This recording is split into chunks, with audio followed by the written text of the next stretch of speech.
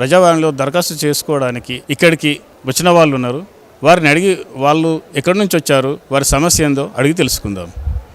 అమ్మా, మీ పేరేం పేరు? ఈసీఎల్ అండి, కుషాయిగూడ ఏపీఎస్సీ కాలనీ నుండి వచ్చానండి. నేను మా ఫాదర్ మదర్ కోసం న్యాయం కోసం వచ్చాను. మా సొంత సిస్టరు మంచిగా ఉందాము, మంచిగా నా అమ్మ నాన్నని చూసుకుందాం, వాళ్ళ బాగోగులు చూసుకుందాం, నెలకు 2,000 ఇద్దాము, వాళ్ళకి ఫిక్స్డ్ డిపాజిట్లు చేద్దాము అని నా ప్రాపర్టీ కూడా గిఫ్ట్ డీడీని కూడా తను సేల్ డీడీగా తన హస్బెండ్ పేరు మీదకి చేయించుకుందండి. మంచిగా ఉందామని చేసి చిన్న చిన్న మనస్పర్ధల వల్ల నల్లా గొడవల కాడ వేరే వాళ్ళకి ఎందుకు చెప్పినామని ఆ గొడవతో స్టార్ట్ అయ్యి ఈ రోజు దాకా మా మీద కక్ష పెట్టుకొని అమ్మ నాన్నని పట్టించుకోవట్లే. అమ్మని 12 సంవత్సరాలు తన ఇంటికి వెళ్ళి గొడ్డు చాకిరి చేయించుకొని తన పిల్లల్ని పెంపించుకొని అన్ని రకాలుగా అమ్మని హింస పెట్టుకొని వాళ్ళ ఇంట్లో పెట్టి మా నాన్నని ఈ రోజు వరకు చూడలేదు. మా అమ్మ చెల్లి ఇప్పుడు అమ్మని కూడా చూడట్లేదు, నాన్నని కూడా చూడట్లేదు, నా మీద వదిలేసింది. నువ్వు కాక చూస్తున్నావా, నువ్వు కాక పెడుతున్నావు. ఇప్పుడు 30,000 రెంట్ తీసుకుంటుంది, అమ్మ నాన్నని మాత్రం పట్టించుకోవట్లేదు సార్. మా బాధలు ఎవరికి చెప్పుకోవాలి? ఏడికి పోతే ఎవరు చెప్పుకుంటావో చెప్పుకోపో. కాలనీలో చెప్తే లీడర్స్కి చెప్పినా కూడా లీడర్స్ ఏమంటున్నారు, ఎవరు చెప్తుందో చెప్పని, ఎవరికి నేను మాత్రం రాని, ఏడికి ఏం చేస్తుందో కొని అని మాట్లాడుతుంది. ఇదా సార్ అమ్మ నాన్న కన్నా గొప్ప ఎవరు సార్ మనకి? వాళ్ళు ఇచ్చిన ప్రాపర్టీ మనం తిందాము, మనమే ఎంజాయ్ చేద్దామంటే కాదు కదా. వాళ్ళని చూడాలి, వాళ్ళకి మందుల ఖర్చు లేక అమ్మ షుగర్ బీపీ ఎక్కువయ్యి అమ్మ మంచిగా పడింది. ఎవరికి చెప్పుకోవాలి సార్ మా బాధలు వచ్చి? నా 2 పిల్లలు చదివించుకోవాలి. నా పరిస్థితి అంతంత మాత్రాన వాళ్ళు తీసుకొని మా అమ్మని మా నాన్నని ఒక పక్క వచ్చి చూడట్లేదు. కానీ వాళ్ళని రానియట్లేరు, ప్రెసిడెంట్ని రానియట్లేరు, ఆర్డీఓని కూడా మేనేజ్ చేసి వాళ్ళ తరఫున న్యాయం చేయించుకున్నారు. ఇప్పుడు మేము ఎవరు చేయాలో, లేకపోతే మేము చచ్చిపోమంటే చచ్చిపోతాం సార్. నిజంగా మా వాళ్ళు అవ్వట్లేదు, వాళ్ళ మందుల ఖర్చు చూడలేకపోతున్నాను.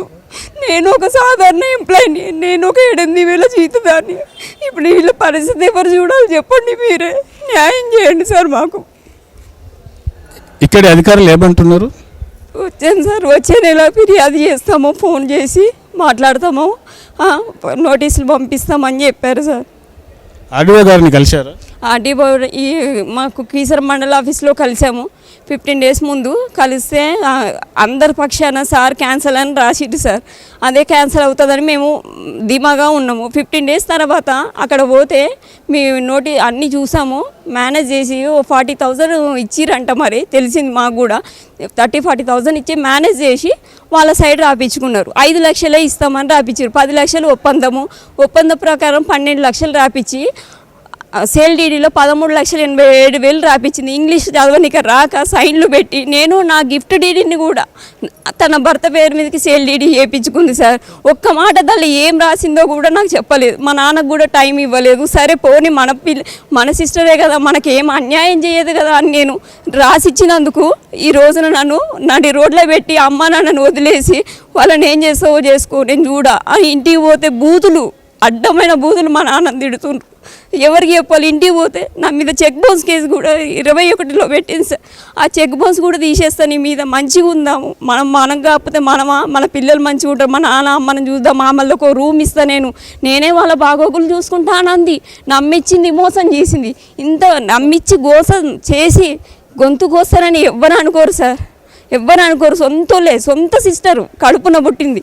12 ఏళ్ళు మా అమ్మని మా నాన్నని కలవకుండా మా అమ్మని తీసుకుపోయి ఇంట్లో పని చేయించుకుంది తనతోటి. ఇప్పుడు దాకా మా నాన్న కరెక్ట్గా ఆరోగ్యపరంగా సరిగా లేడు, అయినా నేనే చూసుకున్నా తనని కూడా. మా అమ్మని కూడా ఇప్పుడు నేనే చూసుకోవాల్సి వస్తుంది. వాళ్ళు చూసుకుంటా కానీ డబ్బులు ఎక్కడివి? ఒక్కదాని జీతము ఎవరెవరికి? నా భార్య పిల్లలకి పెట్టుకుందునా, అమ్మ నాన్నకి పెట్టుకుందునా చెప్పండి? వాళ్ళకి హెల్త్ కార్డులు లేవు, ఇన్సూరెన్స్లు లేవు. ఎవరితో చెప్తే ఏడ కూర్చొని ఏ లీడర్ని అడిగినా వాళ్ళని మేనేజ్ చేసేస్తుంది, ఎక్కడ పోయినా మేనేజ్ చేసేస్తుంది. మరి మేము ఊరేసుకొని చావమని చెప్పని మేము చచ్చిపోతాం సార్. ఎవ్వరికి వద్దు. వాళ్ళకి 30,000 రెంట్ వచ్చినా కూడా మేము ₹1 అడగలే. ఇంటికి పోయి 2,000 ఇష్టం వచ్చినప్పుడు వేస్తుంది సార్. మా అమ్మకి ఇవ్వట్లే. 3,000 రెంట్ నీకు ఇస్తా, నీకు ఒక స్థాపన చేపిస్తా, అది చేస్తా, ఇది చేస్తా అని చెప్పి మా అమ్మ నాన్నని పిచ్చోళ్ళని చేసేసింది సార్. మీ పేరేం పేరు సార్? నరసింహరావు సార్, నరసింహరావు. నేను ఏపీఎస్సీ కాలనీలో ఉంటాను. మా కూతుర్లు 2 కూతుర్లు, మళ్ళా నాకు ఈమె చిన్న కూతురు చాలా సతాయిస్తున్నారు సార్, చాలా సతాయిస్తున్నది. ఇష్టం వచ్చినట్టు బూతులు తిడుతున్నారు. మాకు వచ్చే అది ఇస్తలేరు, డబ్బులు ఇస్తలేరు, అసలు పోషణ ఖర్చులు మొత్తం ఏమి ఇస్తలేరు. ఏం చేసుకుంటూ చేసుకోపో అది అని ఇష్టం వచ్చినట్టు మాట్లాడు. మా అల్లుడు ఇష్టం వచ్చినట్టు బూతులు మాట్లాడుతున్నాడు నా మీద. ఇయ్యరు పో, ఏం చేసుకుంటూ చేసుకోపో, నువ్వు ఎందుకు వచ్చినావు, ఆ విధంగా మాట్లాడుకుంటా చాలా ఇది చేస్తుంది సార్. చాలా బాధ అనిపిస్తుంది. మేము ఇచ్చేటప్పుడేమో అప్పుడేమో మంచిగా అడిగిండు, మేము ఇది చూస్తాము చేస్తాము, మాకు ఆస్తి ఇవి అది ఇది అని అన్నారు. ఆ ఆస్తి తీసుకున్న తర్వాత ఇప్పుడు అసలు కేరే చేస్తలేడు, మొత్తానికే కేర్ చేస్తలేడు. అట్లా చేస్తున్నాడు సార్. చాలా ఇబ్బంది అవుతుంది సార్ మాకు. అందుగురించి మీరు ఎట్లా దయచేసి నాకు ఈ విధంగా నాకు వచ్చేది ఏందో అది ఇప్పిస్తే చాలు సార్. చాలా ఏదో ఉన్న రోజులు బతుకుతాను మంచిగా, లేకుంటే ఇక కష్టం సార్. ఇక బతికేది ఆ బతుకు మీద ఇక ఆశ లేదు సార్. ఇక నాకు అట్లా చాలా ఇబ్బంది చేస్తున్నారు. అందుగురించి ఇప్పుడు లేదు, వీళ్ళు ఇట్లా మారిపోయినారు మొత్తం. మొదలు ఒక రకము, తర్వాత ఒక రకం ఇట్లా మారిపోయి మమ్మల్ని చూస్తలేరు. మా ఆస్తి ఎందుకు తీసుకున్నారు వల్ల అసలు వాళ్ళు ఆర్డీఓ గారు క్యాన్సల్ అని రాసేసినాక మళ్ళీ దాన్ని వేరే విధంగా మళ్ళీ చేయించేసారు. మళ్ళీ చేపిస్తే మళ్ళీ మాకు కూడా క్యాన్సిల్ చేసి నా పేరు మీద చేసుకుంటా. అసలు మొదలు ఆస్తి ఇవ్వద్దు సార్, ఇవ్వకుండా ఉండి అట్నే ఉండి నా తర్వాత తీసుకోవాలని అంటే బాగుంటుండే. ఇచ్చి ఇట్లా అయిపోతున్నా సార్, పరిశాన్ అవుతున్నా. అందుగురించి దయచేసి నాకు వచ్చేది ఇప్పిస్తే చాలా చాలా చాలా థ్యాంక్స్ సార్. నాకు అది చాలా ఇబ్బంది చేస్తుండ్రు. చూస్తున్నారుగా, ఈసీఐల నుండి వృద్ధుడైన నరసింగరావు అతని కూతురు మంజుల వచ్చారు. అతని కూతురు ఇటు అక్కను కూడా మోసం చేసి తన ఇంటిని ఆమె పేరు మీద రాసుకొని వీళ్ళను చాలా తీవ్రంగా ఇబ్బందులు పెడుతున్నదని వాళ్ళు ఆవేదన చెందుతున్నారు. ఇప్పటికైనా అధికారులు పట్టించుకొని వీరి సమస్యను పరిష్కరించాలని పొలిటికోస్ తరపున మేము కూడా కోరుకుంటున్నాము. కెమెరామెన్ వెంకట్తో మీ Premaraju. Please subscribe to the channel and download the Politicos app from the links in the description.